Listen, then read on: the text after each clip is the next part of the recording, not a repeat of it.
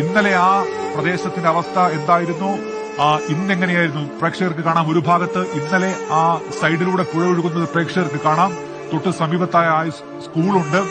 ആ സ്കൂളാണ് ഇപ്പോൾ തകർന്ന് തരിപ്പണമായിരിക്കുന്നത്. GVHSS വെള്ളാർമല.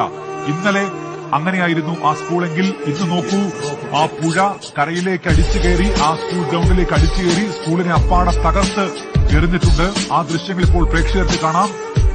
എത്രത്തോളം വലിയ ദുരന്തമാണ് ആ മേഖലയിൽ ഉണ്ടായിരിക്കുന്നത് എന്നത് ആ ദൃശ്യങ്ങളിൽ നിന്ന് വ്യക്തമാണ്. ഇന്നലെ അവിടെ നിന്ന് സുജിത്ത് അയ്യപ്പത്ത് പകർത്തിയ ദൃശ്യങ്ങളാണ് പ്രേക്ഷകർക്ക് ഒരു ഭാഗത്ത് കാണാൻ കഴിയുന്നത്. GVHSS വെള്ളാർമല.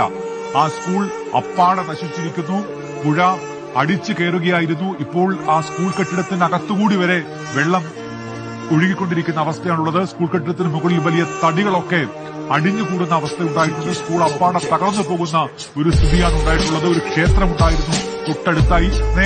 വലിയ ഉരുൾപൊട്ടൽ ദുരന്തമാണ് ഇപ്പോൾ വയനാട്ടിൽ ഉണ്ടായിരിക്കുന്നത്. മുണ്ടക്കൈ മേഖലയിലേക്ക്